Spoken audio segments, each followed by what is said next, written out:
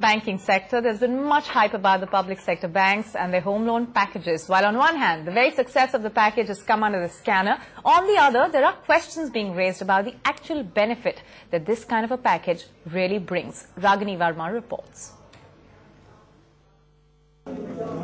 The banking battle lines are clearly drawn. On the one hand, age-old PSU banks who have slashed rates and suddenly turned aggressive lenders. On the other, private banks, normally the aggressive ones, who are keeping rates high and lending under check.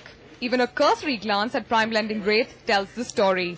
While top three PSU banks have lending rates in the range of 11.5 to 12.5%, the top three private banks have rates between 15.75 and 16.75%.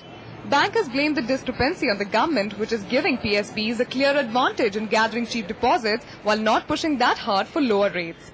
The government of India has very clearly and categorically come out with a view that public sector enterprises or PSUs should park their monies with public sector banks at much lower rates. So the cost of funds that public sector banks now have access to is definitely lower than that of private sector banks.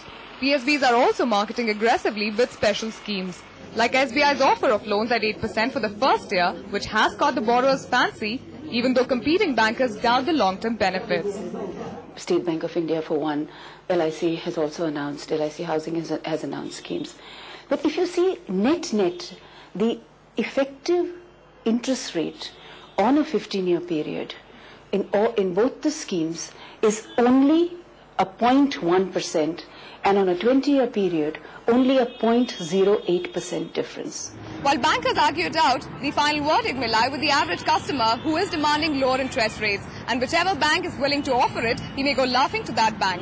In Mumbai, Ragini Verma for NDTV Profit.